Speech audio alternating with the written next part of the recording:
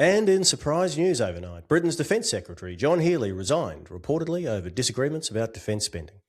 Within hours, Armed Forces Minister AUKUS followed him out the door. Healy accused Prime Minister Keir Starmer of being unable and the Treasury of being unwilling to commit the resources the country needs to stay safe. Now, this wasn't a scandal, misconduct or leadership challenge. It appears to have been a resignation over whether Britain is spending enough on defence at a time of growing international tension. I'm Andrew Kirby, President of RUSI Queensland and co-host of In Our Defence, and joining me as always is James Baker. Now, James, a British Cabinet Minister resigning on a point of principle, not a scandal, is certainly a novel development. But is this a big deal or just another Thursday in Westminster? G'day, Andrew, and yes, it is a big deal. Context does matter here. To understand why Secretary Healy's resignation does hit so hard, you have to understand the position the Starmer government is in right now. Labor won a landslide in July 2024, but the goodwill did evaporate very fast. They inherited what they called a fiscal black hole and quickly raised taxes and cut spending. But by early this year, they were suffering the worst local election results for a sitting government in more than 30 years, with about a quarter of Labor MPs reportedly calling for the Prime Minister to go. Then there's the economy. Growth has been sluggish, public debt is near record highs, and the welfare bill just keeps rising. And that creates a genuinely difficult position for any finance minister. Where do you find money for defence when almost every other part of the budget is already under strain? And it's not just money. There are deep structural questions about whether the UK still has the industrial base to be the military power it says it wants to be.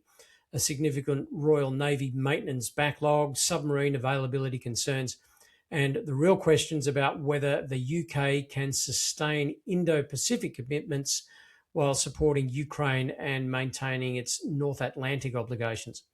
The other pressure, important for NATO, is that Britain has been one of the loudest voices telling other European allies to spend more. That moral authority gets a little complicated when your own defence secretary resigns because the budget doesn't match the rhetoric.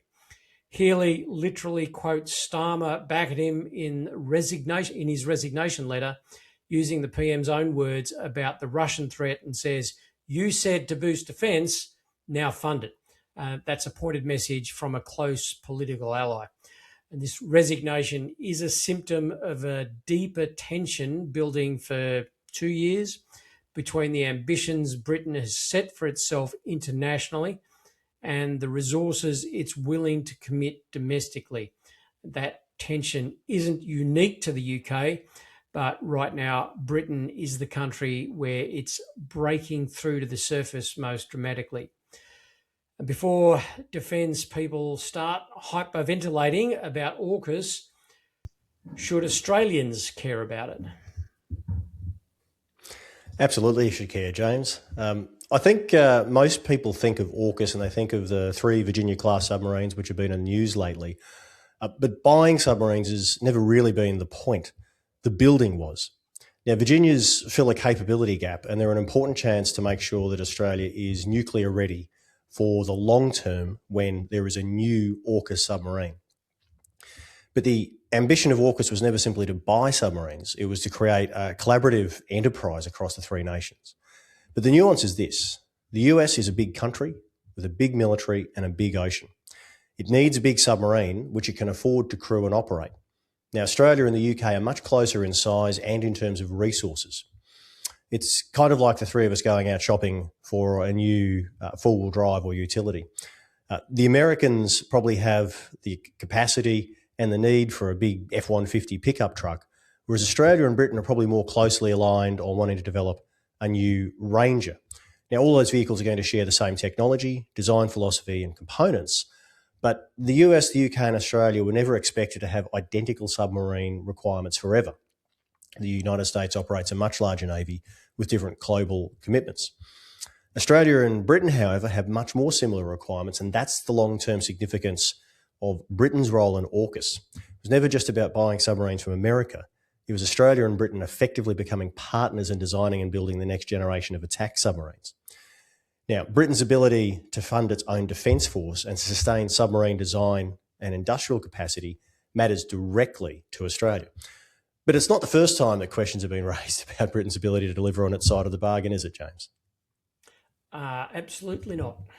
We have changed our submarine plans before, and nobody wants to go through that again. So the most likely outcome here is adjustment rather than throwing the baby out with the seawater. Forgive the nautical pun. History is instructive. We spent the better part of a decade on the attack class program with France before it was spectacularly cancelled in 2021 when AUKUS was announced. Expensive, painful, and it left diplomatic wreckage. Canberra doesn't have any appetite for a repeat of that. Excuse me. The honest answer is, excuse me, I should have bought a glass of water. The honest answer is that the path to SSN AUKUS was never going to be smooth sailing or whatever it is that submarines do. These are 30-year programs. Governments change, budgets shift, turbulence is inevitable. The question people are now asking again is whether the underlying political commitment is durable enough to survive it. Across all three countries, the signs are still broadly positive, even if the UK's internal politics are messy right now. What this moment does do is make the industrial question more urgent. One of the things that distinguished AUKUS from the French program was that it was supposed to be genuinely collaborative, not just a purchase off the shelf, but a shared industrial enterprise. Australia building submarines in South Australia and the UK building at Barrow in Furness. Common technology and design. For that to work, the UK shipbuilding workforce must grow. Investment in the nuclear industrial base must grow, and the supply chain has to be funded. A constrained defence budget puts all that at risk. And the bigger lesson, and it applies well beyond the UK, is that grand strategy only works if it's underwritten by a credible funding plan. You can write the most compelling defence review in the world, but if the budget doesn't match the ambition, the strategy is essentially aspirational. That gap is exactly what Healy seems to have identified, and it exists across many Western democracies at the moment. It is easy to despair. Realistically, there must be options, though. Yeah, of course there are, James. And I think nobody's got a crystal ball to see how this plays out. Healy's resignation certainly doesn't kill or undermine AUKUS at this stage. Importantly, what it doesn't do is affect the Virginia transfers today that are scheduled to occur over the next half decade to a decade. What it does do, though, is raise questions about whether all three countries can sustain the industrial effort required. Australia's made a significant investment in both the UK and the United States submarine industrial capability. We know that the US are struggling to lift their production rate. So I think what this does do is just to shine a light on the absolute importance of the three nations working together to develop their industrial base.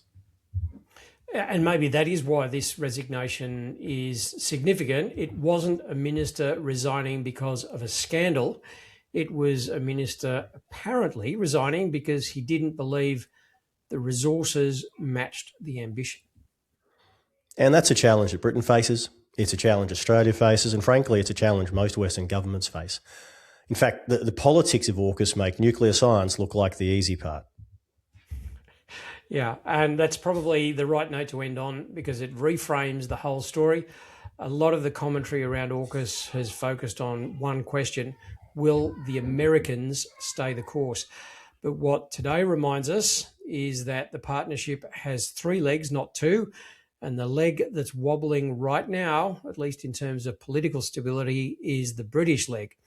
Not because of scandal or strategic reversal, but because on one reading of Healy's resignation, the money to back up the commitment isn't there. And that's the hardest kind of problem to solve because it requires political will sustained across years and decades and election cycles.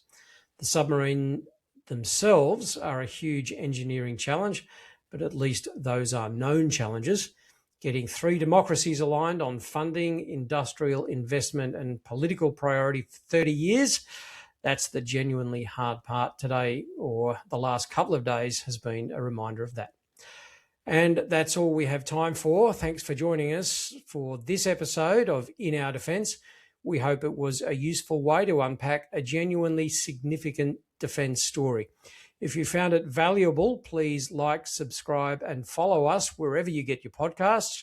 We'll be back soon with more. Until then, it's down Periscope.